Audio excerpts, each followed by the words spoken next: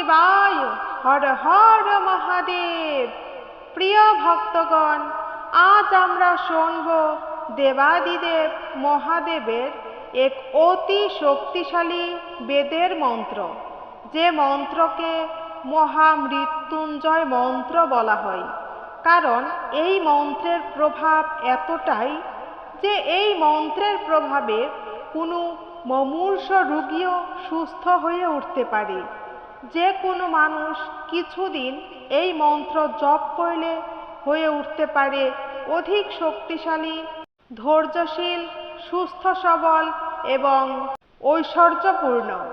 ভক্তগণ, জীবনে যদি রোগ সুখ আপনার সঙ্গী হয়ে থাকে, আর্থিক অনটনে থাকেন, এমনকি আপনার পেছনে শত্রুর অভাব নেই, তাহলে দেবাদিদেবের এই মন্ত্র অবশ্যই আপনার জন্য দরকার।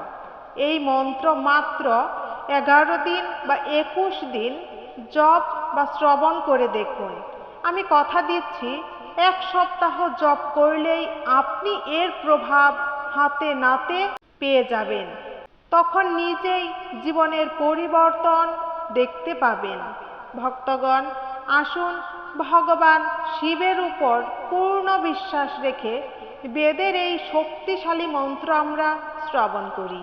ওম ত্রয়ম্বকম যজামহে সুগন্ধিম পুষ্টিবর্ধনম উর্বারুকমিব বন্ধনান মৃত্যুর্মোক্ষীয়মামৃতাৎ। ওম ত্রয়ম্বকম যজামহে সুগন্ধিম পুষ্টিবর্ধনম উর্বারুকমিব বন্ধনান মৃত্যুর্মোক্ষীয়মামৃতাৎ। ওম ত্রয়ম্বকম যজামহে সুগন্ধিম পুষ্টিবর্ধনম উর্বারুকমিব বন্ধনান মৃত্যুর্মোক্ষীয়মামৃতাৎ। ওম ত্রয়ম্বকম যজামহে সুগন্ধিম পুষ্টিবর্ধনম উর্বারুকমিব বন্ধনান মৃত্যুর্মোক্ষীয়মামৃতাৎ। ওম ত্রয়ম্বকম যজামহে সুগন্ধিম পুষ্টিবর্ধনম উর্বারুকমিব বন্ধনান মৃত্যুর্মোক্ষীয়মামৃতাৎ। ওম ত্রয়ম্বকম যজামহে সুগন্ধিম পুষ্টিবর্ধনম উর্বারুকমিব বন্ধনান মৃত্যুর্মোক্ষীয়মামৃতাৎ। ওম ত্রয়ম্বকম যজামহে সুগন্ধিম পুষ্টিবর্ধনম উর্বারুকমিব বন্ধনান মৃত্যুর্মোক্ষীয়মামৃতাৎ। ওম ত্রয়ম্বকম যজামহে সুগন্ধিম পুষ্টিবর্ধনম উর্বারুকমিব বন্ধনান মৃত্যুর্মোক্ষীয়মামৃতাৎ। ওম ত্রয়ম্বকম যজামহে সুগন্ধিম পুষ্টিবর্ধনম উর্বারুকমিব বন্ধনান মৃত্যুর্মোক্ষীয়মামৃতাৎ। ওম ত্রয়ম্বকম যজামহে সুগন্ধিম পুষ্টিবর্ধনম উর্বারুকমিব বন্ধনান মৃত্যুর্মোক্ষীয়মামৃতাৎ। ওম ত্রয়ম্বকম যজামহে সুগন্ধিম পুষ্টিবর্ধনম উর্বারুকমিব বন্ধনান মৃত্যুর্মোক্ষীয়মামৃতাৎ।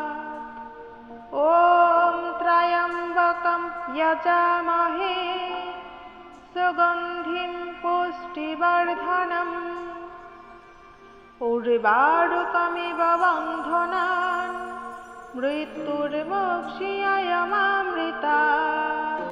ॐ त्र्यम्बकं यजामहे सुगन्धिं पुष्टिवर्धनम् उर्वारुकमिव बन्धनान् मृत्युर्मोक्षीयमामृतात्।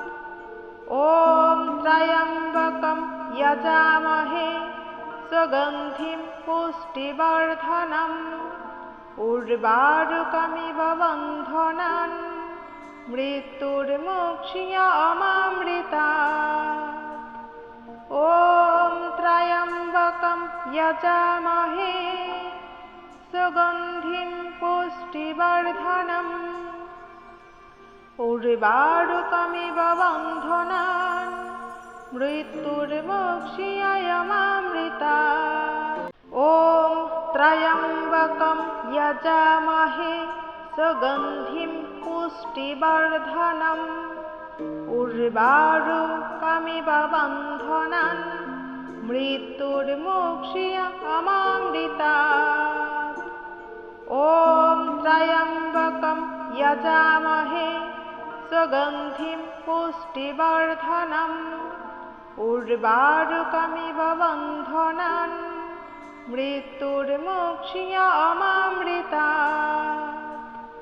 ॐ त्र्यम्बकं यजामहे सुगन्धिं पुष्टिवर्धनम् उर्वारुकमिव बन्धनान् मृत्युर्मोक्षीयमामृतात्। ॐ त्र्यम्बकं यजामहे सुगन्धिं पुष्टिवर्धनम्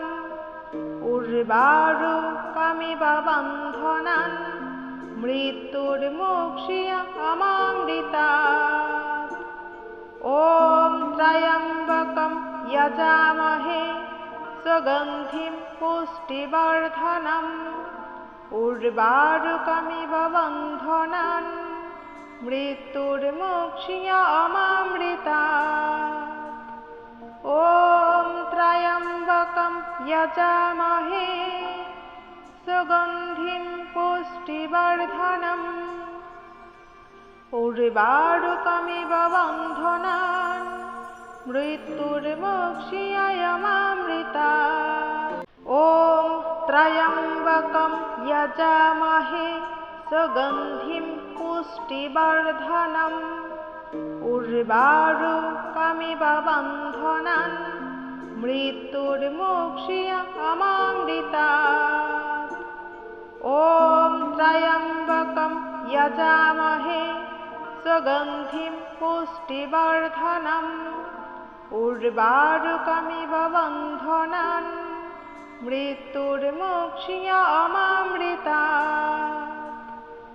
ॐ त्र्यम्बकं यजामहे सुगन्धिं पुष्टिवर्धनम् उर्वारुकमिव बन्धनान् मृत्युर्मोक्षीयमामृतात्। ॐ त्र्यम्बकं यजामहे सुगन्धिं पुष्टिवर्धनम् उर्वारुकमिव बन्धनान् मृत्युर्मोक्षीयमामृतात्।